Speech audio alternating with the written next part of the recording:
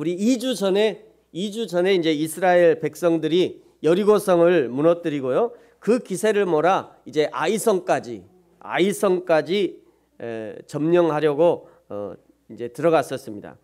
근데 보니까 여리고성보다는 훨씬 작아요. 이게 이제 실제 아이성인지 모르겠습니다만은 아이성에서 검색하니 이게 쬐끄맣게 나와요. 여리고성하고는 비교할 수 없이 그렇게 작은 그런 성이었습니다. 그래서 이 작은 아이성을 보고는 그 마음속에 아이고 이 정도 작은 성이면 한 2, 3천 명만 올라가도 충분하겠네. 그래서 한 2, 3천 명만 올라갑시다. 우리를 수고스럽게 하지 말고 한 2, 3천 명만 보내서 그냥 대충 해도 저거는 이기겠네. 이러고 전쟁을 시작했다가 왕창 대패하고 맙니다. 그리고 이 아이성에서 패배의 원인을 찾는데 유다 지파 세라의 중손 삽디의 손자 갈미의 아들 아간, 이렇게 아간까지 착착착 하나님이 이렇게 찾아 나가셨죠. 그 아간이 온전히 바쳐야 될 물건을 훔쳤기 때문에 이스라엘이 패배했다는 것을 알고 그 아간을 잡아서 아골 골짜기로 끌고 가서요. 거기서 돌로 쳐 죽이자 그때 드디어 하나님의 맹렬한 진노가 그쳤다. 이렇게 7장 26절에 기록하고 있습니다. 그리고 이제 지난주에 아간이 그렇게 죽고 나서 지난주에 이제 추수감사절 예배 드렸죠. 이제 오늘 드디어 이제 이 여리고 아이성을 점령하는 전쟁을 시작하는 겁니다. 먼저 오늘 1절을 시작하면서 여호와 하나님이 여호수아에게 이르시되 두려워하지 말라 이렇게 말씀하셔요. 왜 하나님이 여호수아에게 두려워하지 말라, 놀라지 말라 말씀하시는 걸까요? 여러분 왜 하나님이 여호수아에게 두려워하지 말라, 놀라지 말라 왜 이렇게 말씀하시는 거죠? 왜요? 지금 왜? 두려워하고 있으니까요. 여리고 지금 여호수아가 두려워서 벌벌 떨고 있거든요. 그러니까 하나님이 이 여호수아에게 여호수아야 너 두려워하지 말라, 놀라지 말라 말씀하는 겁니다. 아이성을 만만하게 봤다가 이스라엘 군사들이 36명이나 거기서 죽게 되고요. 백성들은 마음이 녹아서 물처럼 되어버렸어요. 그리고 하나님이 이 아간을 찾아내는 그 과정을 여호수아가 제일 앞에 서서 똑똑히 봤잖아요. 야, 우리 하나님이 그냥 아간의 그 모든 족속을 다 깨고 그냥 아간까지 탁 가가지고 아간을 탁 골라내는 것을 여호수아가 봤어요. 여러분 그러니 두려워하지 않을 수 없죠. 그래서 지금 하나님이 여호수아를 진정시키고 있는 겁니다. 여호수아야 두려워하지 말라, 무서워하지 말라. 여러분 그런데 조금 더 생각해 보면요, 이 두려운 마음이 어디서부터 시작되었는가 하는 것입니다. 사람에게 두려운 마음이 처음 발견된 것이 창세기 3장의 말씀이에요. 창세기 3장. 창세기 3장에서요. 아담과 하와가 사단의 꼬임에 넘어가서 하나님이 금하셨던 이 선악과를 따먹고 나서 처음 들였던 마음이 두려운 마음이었습니다. 하나님의 얼굴을 피해서 동산 나무 사이에 숨은 아담과 하와를 하나님이 찾으시자 아담이 이렇게 대답했어요. 이르되 내가 동산에서 하나님의 소리를 듣고 내가 벗었으므로 두려워하여 숨었나이다. 이전에는 뭐 안 벗고 있었어요? 아담과 하와가? 이전에도 똑같이 벗고 있었어요. 근데 이전에는 똑같이 벗고 있었는데 그때는 하나도 두렵지도 않았고 부끄럽지도 않고 하나님 앞에 이렇게 살았는데, 근데 어느 순간 이 아담의 마음에 두려운 마음이 쑥 들어온 겁니다. 두려운 마음이. 그러니까 이 두려운 마음이라는 것은요, 피조물이 창조주를 떠난 상태, 피조물과 창조주의 관계가 깨진 상태를 정확하게 나타내는 말이 바로 이 두려워한다는 단어입니다. 피조물이 창조주를 떠난 사람, 피조물이 창조주를 떠난 상태, 이 사람들이 영원한 지옥 형벌을 받게 된다는 것을 요한계시록 21장에서 이렇게 말씀했어요. 요한계시록 21장 8절에 보면 이렇게 말씀합니다. 우리 같이 한번 읽어볼까요? 시작. 그러나 두려워하는 자들과 믿지 아니하는 자들과 흉악한 자들과 살인자들과 음행하는 자들과 점술가들과 우상 숭배자들과 거짓말하는 모든 자들은 불과 유황으로 타는 못에 던져지리니 이것이 둘째 사망이라. 아멘. 여기서 제일 첫 번째 말하는 자가 누구예요? 두려워하는 자예요. 두려워하는 자. 그래서 사단 마귀가 이 두려워하는 마음을 가장 잘 이용하는 겁니다. 사람에게 있는 두려워하는 마음을 이 사단이 이용하는 거예요. 사람들 속에 두려운 마음을 심어주어서요, 정상적인 생활, 정상적인 판단을 하지 못하도록 사단이 역사하는 거예요. 그래서 예수님이 제자들을 향해서도 계속해서 두려워하지 말라. 예수님도 말씀하셨어요. 누가복음 12장 4절에 보면요, 내가 내 친구 너희에게 말하노니 몸을 죽이고 그 후로는 능히 더 못하는 자를 두려워하지 말라. 왜요? 두려워하고 있으니까. 제자들이 지금 죽을까 봐 벌벌 떨고 있어요. 그러니까 예수님이 말씀하는 거예요. 두려워하지 말라. 요한복음 16장 19절 20절에도 말씀합니다. 제자들이 노를 저어 시별이쯤 가다가 예수께서 바다 위로 걸어 배에 가까이 오심을 보고 두려워하거늘. 예수님이 유령인가 하고 두려워했거든요. 이제 우리가 여기서 죽겠구나 라고 두려워한 거예요. 그래서 예수님이 말씀한 거예요. 이르시되 내니 두려워하지 말라 하신대. 사단이 두려운 마음을 틈타서 예수님과 제자들의 사이를 떼어놓으려고 하니까 예수님이 제자들에게 말씀하는 거예요. 내니 두려워하지 말라. 여러분, 우리 마음에 두려운 마음이 찾아오거든 이 마음이 사단이 주는 마음이라는 것을 알아차리시고 대적하고 물리치시기 바랍니다. 이 어두움과 두려움을 주는 사단 마귀야, 예수의 이름으로 내가 너에게 명하노니 떠나갈지어다. 내 마음은 예수 그리스도로 평안하다. 선포하시면서 대적하시면서 떠나보내야 돼요. 로마서 8장에 이렇게 말씀하시죠. 내가 확신하노니 사망이나 생명이나 천사들이나 권세자들이나 현재일이나 장래일이나 능력이나 높음이나 깊음이나 다른 어떤 피조물이라도 우리를 우리 주 예수 그리스도 안에 있는 하나님의 사랑에서 끊을 수 없으리라. 아멘. 그 어떤 것이라도 끊을 수 없으리라. 이렇게 하나님의 말씀의 반석 위에 자꾸 자신의 마음을 자꾸 세워가야 됩니다. 이 하나님의 약속의 말씀 위에 자기를 자꾸 세워가면 어느 순간 두려운 마음이 사라지고 담대한 마음을 가질 수 있게 되는 겁니다. 여호수아에게 두려워하지 말라, 놀라지 말라 말씀하신 하나님이 이전에 이스라엘 백성에게 주셨던 약속의 말씀을 다시 한번 떠올려 주십니다. 1절 하반절에 보면 이렇게 말씀하시죠. 내가 아이 왕과 그의 백성과 그의 성읍과 그의 땅을 다 내 손에 넘겨주었는지라. 언제 넘겨주셨죠, 여러분? 하나님이 언제 넘겨주셨어요? 이 아이 왕과 아이성의 이 백성들과 그 성읍과 그 땅, 가나안 땅을 얘기하는 거죠. 가나안 땅에 있는 성읍과 그 땅, 이거 언제 넘겨주셨어요? 아브라함 때, 창세기 12장 7절에 아브라함 때문에 이미 넘겨주신 거예요. 이미 그 아브라함 때 다 넘겨주신 겁니다. 이 아브라함 때 이미 이 가나안 땅과 가나안 땅에 있는 아이성, 여리고성 그거 다 이미 하나님께서 이미 넘겨주신 거예요. 여러분, 그러므로 여기서 다시 한번 우리가 기억해야 될 것이 있습니다. 다시 한번 기억해야 될 거. 여호수아와 이스라엘 백성의 가나안 정복 전쟁은 이스라엘 백성들이 힘과 무기로 빼앗고 점령하는 전쟁이 아니라 철저하게 하나님의 약속을 근거하여 하나님이 하시는 일에 대해서 철저하게 순종함으로 수행하는 전쟁이라는 것이에요. 여러분, 이것을 늘 잊지 말아야 돼요. 늘 잊지 말아야 돼요. 지금 하나님 자신이 하신 약속의 말씀을 다시 기억하게 하시는 것은 가나안 땅을 주시겠다고 했던 그 하나님의 약속의 말씀을 다시 확인하시면서 이스라엘 백성들도 이 말씀 붙잡고 힘을 내라는 거예요. 너희들이 두려워하지 말고 무서워하지 말고 힘을 내라. 내가 너에게 이미 약속했지 않냐? 그러니까 힘을 내라는 겁니다. 사랑하는 성도 여러분, 두려워하지 마십시오. 담대하시기 바랍니다. 힘을 내시기 바랍니다. 내 조건, 내 능력, 내 배경 보고 담대하고 힘을 내는 것이 아니라 여호와 하나님 바라보고 담대하게 여호와 하나님 바라보고 힘을 내시기 바랍니다. 하나님의 말씀을 붙잡고 힘을 내셔야 돼요. 그 은혜에 의지하여서 힘을 내시길 바랍니다.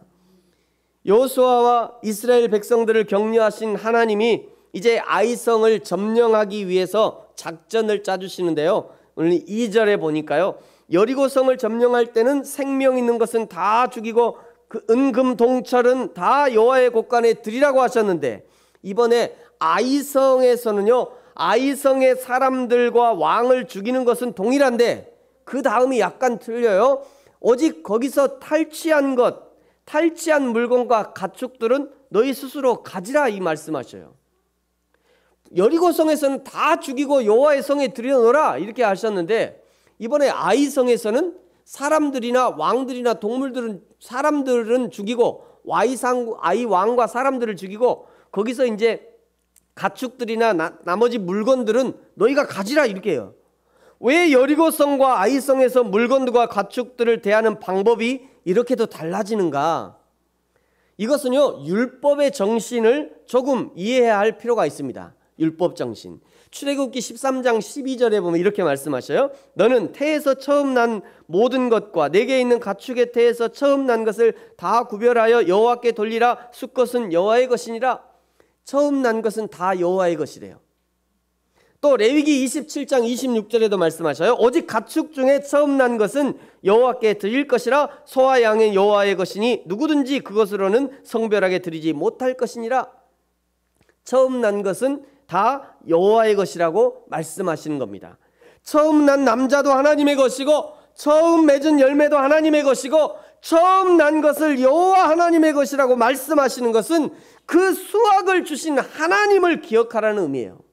그 수확을 주신 하나님. 우리가 하나님께 드리는 11조도 사실은 이런 의미가 포함되어 있습니다. 단순하게 10분의 1을 딱 잘라서 하나님께 드리고 내 의무 다 했다는 그것이 아니라 소득의 첫 것을 하나님께 드리는 의미가 포함되어 있는 것이에요. 가나안의 첫 성 이스라엘 백성이 처음으로 승리해서 취한 것을 여호와 하나님께 온전히 드리고 온전히 드리게 하신 데는 이 율법의 정신이 있는 거예요. 그 첫 번째 거였잖아요. 첫 번째 성이었잖아요. 앞으로 많이 전쟁할 건데 그 중에 첫 번째 성 여리고성, 그래서 그거를 다 하나님께 드리라고 말씀하는 겁니다. 그리고 이제 두 번째 성 아이성 전투를 시작하는 거예요. 두 번째 성이니까 아이성에서 얻게 되는 물건과 가축을 이스라엘 백성 너희들이 스스로 가지라. 이제 두 번째니까 이 두 번째는 너희들이 스스로 가지라 말씀하고 있는 겁니다. 이런 하나님의 율법의 법칙을 조금 더 알았더라면 아간이 범죄하지 않을 수도 있었을 것 같아요. 아간이 몰랐나 봐, 이것을.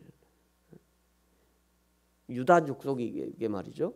이스라엘 족속들이 이걸 모르고 좀만 참지, 세상에 좀만 참으면 될 것을. 아간이 이걸 몰라가지고 죽게 된 겁니다. 여기서도 여러분 가나안 전쟁의 원리가 적용이 됩니다. 전리품을 갖고 안 갖고의 문제보다 더 근본적인 문제, 하나님이 가지라 하면 가지는 것이고 갖지 말라 하면 다 갖지 말고 다 드리라 하면 다 드려야 되는 거예요. 동물들을 앞에 두고 하나님께 순종하는 법을 배우는 것입니다. 금은 동철을 눈앞에 두고 하나님의 말씀에 순종하는 법을 배우는 거예요. 이것은 많고 적음의 문제가 아닙니다. 하나님의 전쟁은 칼과 창으로 하는 것이 아니라 믿음으로 하는 것이고 순종함으로 한다는 것을 이 앞에서 고백하는 것이죠. 배워가는 겁니다. 여리고성을 점령할 때는 침묵으로 하루에 한 바퀴씩, 마지막 날에는 7바퀴씩을 도르라 하셨는데, 이번 아이성 전투에서는요 2절 끝에 보니까 복병을 두라 말씀하셔요. 복병을 두라. 여리고 전투에서는 침묵과 외침이 무기였는데 이번 아이성 전투에서는 복병이 무기라는 것입니다. 복병이라는 무기를 사용한다는 거예요. 오늘 8장에서는요 8장 전체에서 복병 또는 매복 같은 말이죠. 복병, 매복이라는 단어가 반복적으로 나오는데요. 총 11번 나오고 있습니다. 하나님이 반복해서 말씀하실 때는 그만큼 중요하니까 하나님이 반복해서 말씀하시는 거예요. 우리 다 같이 한번 오늘 찾아보겠습니다. 제일 먼저 얘기하시는 것이 오늘 2절의 복병. 여러분 성경 한번 보세요. 2절에 복병 있죠? 복병을 들지니라 2절 있죠? 그 다음에 어디 있나요? 4절에 보니까 성읍을 향하여 매복하라 이 말씀하셔요. 그 다음에 밑에 7절에 보니까 매복한 곳에서 일어나서 점령하라 이렇게 말합니다. 또 9절에 보니까 매복할 곳으로 가서 베델과 아이 사이에 매복하였고 이렇게 얘기해요. 그리고 여호수아는 그 밤에 매복한 그 백성들과 함께 야전에서 잠을 잡니다. 참 아름다운 멋진 리더의 모습이라 할 수 있어요. 12절에 보면 약 5천 명쯤 매복시키고 13절에 성읍 서쪽에 복병이 있었고 14절에도 성읍 뒤쪽에 복병이 있는 줄 있었고 19절에도 복병이 일어나 급습하고 21절 복병이 성을 점령하고 22절 복병도 성읍에서 나와 치고 계속해서 복병 매복을 반복해서 말씀하고 있어요. 하나님은 이 복병 매복이라는 단어를 반복해서 말씀하시는 것은 지금 이 단어를 통해서 중요한 메시지를 말씀하고 있는 겁니다. 중요한 메시지를 말씀하고 있어요. 중요한 사건을 떠올리려고 하고 있어요. 지금 이스라엘 백성들에게. 그것이 뭐냐면 이 7장에 아간의 범죄로 이스라엘이 첫 번째 여리고성 전투에서 지고 난 후에 여호수아가 취했던 행동입니다. 여호수아가 어떻게 행동했냐면 7장 6절에 보니까 이렇게 말씀해요. 같이 앞에 나옵니다. 같이 한번 읽어볼까요? 시작. 여호수아가 옷을 찢고 이스라엘 장로들과 함께 여호와의 궤 앞에서 땅에 엎드려 머리에 티끌을 뒤집어 쓰고 저물도록 있다가 아멘. 여호수아가 어떤 모습을 취하고 있습니까? 여호와의 궤 앞에서 땅에 어떻게 하고 있어요? 땅에 엎드려서 그 다음에 머리에 티끌을 뒤집어 쓰고 저물도록 거기 있었대요. 머리에 왜 이 먼지를 막 뒤집어 쓸까요? 머리에 먼지를 뒤집어 쓰는 이유가 뭐예요? 나 지금 땅 밑에 있다는 거예요. 땅이잖아요. 땅이 티끌이라는 게 땅을 얘기하는 먼지, 흙먼지 땅이거든요. 이거 흙먼지를 땅 위에다 올리는 거는 나 지금 땅 밑에 있다 이런. 땅 밑에 있는 게 뭐예요? 죽었다는 얘기예요. 나 죽어서 땅 속에 들어갔어. 이런 의미예요. 가끔 이스라엘 백성들이 재를 뒤집어 쓰죠. 재. 이 구약 성경에 보면 재를 막 뒤집어 쓰거든요. 재를 왜 뒤집어 써요? 나 재처럼 탔다 이런 의미예요. 나 재처럼 완전히 타가지고 나 이제 재가 돼버렸다 이런 의미로 재를 뒤집어 쓰는 겁니다. 여기 땅에 티끌을 머리 위에 뒤집어 쓴 것도 마찬가지예요. 그런 의미입니다. 난 이미 죽었습니다. 나 지금 죽었습니다. 이런 의미로 여호수아가 땅에 티끌을 머리에 뒤집어 쓰는 겁니다. 여러분 지금 복병하고 매복해 있는 병사들은 어떻게 하고 있습니까? 어떻게 복병하죠? 군대 가보면 다 아시겠죠? 복병을 어떻게 합니까? 복병은 이렇게 합니다. 이렇게. 군인 찾아보세요. 군인 찾기 놀이라고. 이게 복병한 군인들이거든요. 여기 있어요. 이 모자 여기 있잖아요. 이렇게 모자. 이 모자 있죠? 여기 팔이 여기 있고요. 다리가 이렇게 있고. 이게 복병한 군인이에요. 이렇게 복병하라는 거예요. 땅에 납작 엎드려서 나 죽었어 고백하고 이렇게 지금 복병하고 엎드려 있는 겁니다. 땅에 납작 엎드려서 낙엽이나 흙을 덮어서 위장을 하고 있든지 아니면 땅바닥에 굴을 파서 그 속에 들어가고 위에는 살짝 흙으로 위장을 하고 있는 거예요. 이렇게 여호수아의 신호를 지금 기다리고 있는 겁니다. 여호수아의 신호를. 여러분 하나님이 지금 이런 모습을 원하고 계시는 거예요. 이런 모습을. 여호수아가 하나님의 궤 앞에 납작 엎드려 머리에 티끌을 뒤집어 쓴 것처럼 아이성을 점령하려는 이스라엘 백성들에게도 동일한 모습을 요구하고 있는 겁니다. 그들이 밤이 새도록 땅바닥에 납작 엎드려서 티끌을 뒤집어 쓰고 하나님의 신호를 기다리고 있는 거예요. 여러분 우리도 여호와 하나님 앞에 매복할 시간이 필요합니다. 아무도 보는 사람 없지만 그저 하나님 앞에 납작 엎드리는 그런 시간이 필요한 거예요. 매복한 한 어머니의 사진을 제가 보여드리겠습니다. 매복한 어머니 하나님 앞에서 엎드려 있잖아요. 저 어머니들의 기도로 오늘 한국 교회가 사는 겁니다. 요즘에 이제 저런 마룻바닥이 없어서 참 저 시절이 그립긴 합니다만 우리의 어머니들이 다 저렇게 자식들 등에 업고 하나님 앞에 기도하면서 자식들 다 키우는 거 아닙니까? 그 기도로 오늘날 한국 교회가 살고 있는 것이죠. 여러분, 우리 교회는 지하에 있으니까요, 여러분이 땅을 팔 필요는 없어요. 그냥 내려오시면 자동으로 매복이 돼요. 사랑하는 성도 여러분, 답답한 일이 있거든 하나님 앞에 매복하십시오. 하나님 앞에 기도해야 할 일이 있거든 하나님 앞에 매복하세요. 새벽에 매복하고, 예배 때마다 매복하고, 오다 가다가 매복하고, 출퇴근 때 매복하고 말이죠. 그저 하나님 앞에 머리를 조아리고 티끌을 뒤집어 쓰고 하나님 앞에 매복하면 하나님이 하나님의 시간에 사인을 주시고 긍휼을 주시고, 그것이 곧 우리 인생의 승리의 비결이 되는 것입니다. 오늘 18절과 19절에는요 특별한 모습이 기록되어 있습니다. 우리 18절 19절은 같이 한번 읽겠습니다. 시작. 여호와께서 여호수아에게 이르시되 내 손에 잡은 단창을 들어 아이를 가르키라. 내가 이 성읍을 내 손에 넘겨주리라.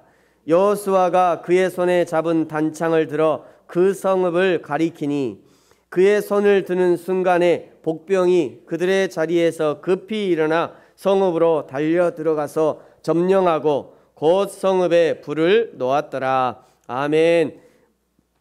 마치 여호수아의 스승이자 출애굽의 지도자였던 모세가 홍해를 향해서 그 지팡이를 내밀었던 것처럼, 그리고 홍해가 갈라지고 그 물속에서 애굽의 군대가 수장되었던 것처럼, 이번에는 여호수아에게 그 손에 있는 단창을 들어서 아이성을 가리키라 말씀하고 있는 겁니다. 이 여호수아의 행동은요, 지금 땅바닥에 사람들이 뭐 하고 있어요? 매복하고 있어요. 지금 땅바닥에서 위장을 하고 복병하고 있고 매복하고 있는 그 용사들에게 신호를 주는 겁니다. 여호수아가 이 단창을 쫙 내밀었을 때 이 단창이 햇빛에 반짝반짝하는 요 신호를 주고 있는 거예요. 이 신호를 딱 주자, 이 신호를 받자마자 그 숨어있던 복병들이 일제히 일어나서 아이성을 점령하고 그 성에 불을 놓게 됩니다. 이 여호수아의 병사들만 공격한 것이 아니라요, 여호수아 자신도 가장 앞에 서서 전투를 참여했다는 것을 26절에 보면 알 수 있습니다. 26절에 이렇게 말씀하셔요. 여호수아가 아이 주민들을 전멸하여 바치기까지 여호수아가 단창을 잡은 그 든 손을 거두지 아니하였다. 그러니까 전쟁이 끝날 때까지, 이 전쟁이 끝날 때까지 여호수아도 함께 전쟁했다는 거예요. 왜요? 이 전쟁이 하나님의 전쟁이기 때문에. 이 전쟁이 나의 전쟁이 아니라, 우리 개인의 전쟁이 아니라 하나님이 하시는 전쟁이기 때문에 끝까지 최선을 다하고 있는 겁니다. 대충 할 수 없는 것이에요. 아이성과의 이 첫 번째 전쟁 때는 2, 3천 명만 보냅시다 했다가 그냥 대패를 당하고요. 아마 그때는 분명한 것이 여호수아도 참전하지 않았을 것 같아요. 아니, 병사들 2, 3천 명 보냈는데 무슨 대장이 사령관이 갑니까? 대장님이 그냥 계시고 우리 잠깐 갔다 올게요, 이러고 아마 가지 않았겠는가. 그러나 이제 여호와의 전쟁을 어떻게 수행해야 되는지 뼈저리게 알았고요, 대충 할 수 없다는 것을 알았기 때문에, 대장이라고 뺄 수 없다는 것을 알았기 때문에, 이 전쟁이 하나님의 전쟁이기 때문에 여호수아도 최선으로 전쟁을 수행하고 있는 겁니다. 여러분, 우리에게 맡겨주신 사명의 자리에서 최선을 다해야 하는 이유가 바로 여기 있습니다. 이 사명의 자리에서 이 사명의 자리를 하나님께서 주신 자리라는 것을 알기 때문에 최선을 다하는 거예요. 우리를 보내신 자리에서 최선을 다하는 것이 여호와 하나님의 주권을 인정하는 방법이 되기 때문에 최선을 다해야 하는 것입니다. 사랑하는 성도 여러분, 우리를 보내신 사명의 현장에서, 가정에서, 직장에서, 사업장에서 여러분 최선을 다하시기 바랍니다. 성실함으로 감당하십시오. 땀 흘려서 감당하셔야 돼요. 그것이 하나님이 나의 주인 되심을 인정하는 최고의 방법이 되는 것입니다. 여러분, 이렇게 아이성을 이제 점령하고요, 오늘 30절부터 보면 30절에 에발산에서 제단을 쌓은 여호와의 모습을 기록하고 있습니다. 거기서 번제와 화목제를 드리는 것을 볼 수 있죠. 어떤 신학자들은요, 여기 에발산에서 이 제사 장면은 후에 여호수아가 다 끝나고 후에 아마 이게 편집된 것이라 이렇게 주장합니다. 왜냐하면 아니 어떻게 전쟁의 한 중간에 아직 전쟁이 다 끝난 것도 아니고 이제 겨우 성 2개 점령했는데 어떻게 이 2개 점령해 놓고 다 끝난 것처럼 거기 예배할 수 있겠냐? 응? 앞뒤 좌우에 이방인들이 가득한데 어떻게 거기서 예배할 수 있냐? 이렇게 주장합니다. 그러나 30절부터의 이 기록은 아이성을 정복한 후 바로 드려졌던 것이 분명합니다. 왜냐하면 여리고성 전투에서도 그렇고 이 아이성 전투를 통해서도 전쟁에서 성결을 유지하는 것과 하나님의 규례를 준수하는 것이 얼마나 중요한 것을 뼈저리게 느꼈기 때문에 아이성 전투를 마치면서 바로 하나님 앞에서 번제와 화목제를 드렸음이 분명한 것이에요. 사랑하는 성도 여러분, 하나님이 사람을 만드신 목적이 무엇입니까? 예배가 목적이에요. 하나님이 사람을 왜 만드셨어요? 예배가 목적이에요. 예배하기 위해서 하나님이 사람을 만드셨습니다. 그것을 이사야 43장 21절에 이렇게 말씀하셨어요. 같이 한번 읽어보겠습니다. 앞에 나옵니다. 시작.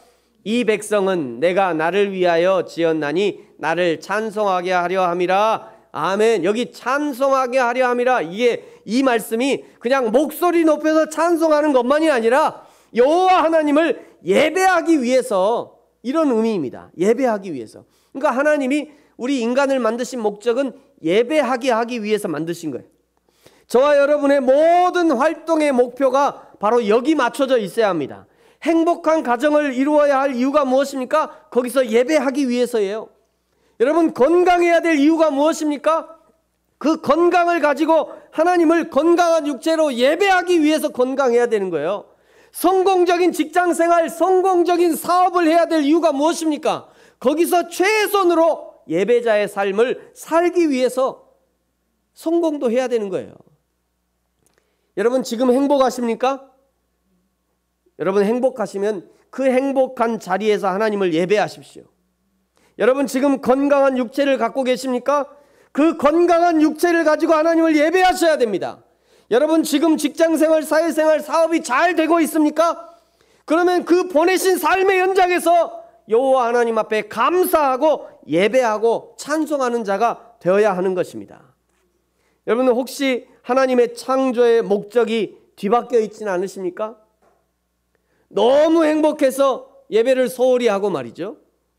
너무 건강해서 예배할 시간이 없고 놀러 다니느라고 예배할 시간이 없고, 너무 잘 나가서 너무 잘 돼서 그냥 사업도 잘 되고 직장생활도 너무 잘 돼서 그냥 생각할 시간도 없고 일하고 사업하고 사회생활에 바빠서 예배할 시간이 없지는 않으십니까? 그래서 안 된다는, 그래서는 사랑하는 성도 여러분, 하나님의 창조의 목적을 회복하시기 바랍니다. 예배하는 인간이 되셔야 돼요.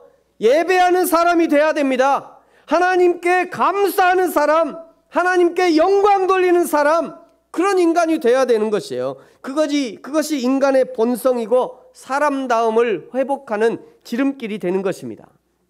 사랑하는 성도 여러분, 우리에게 맡겨주신 인생이라는 전쟁터에서 하나님 앞에 철저하게 순종함으로 하나님의 전쟁을 멋지게 감당할 뿐 아니라 우리의 예배가 회복되어짐으로 인간 창조의 목적, 인간 구원의 목적을 이루어드리는 저와 여러분이 되어지기를 예수님의 이름으로 축복합니다.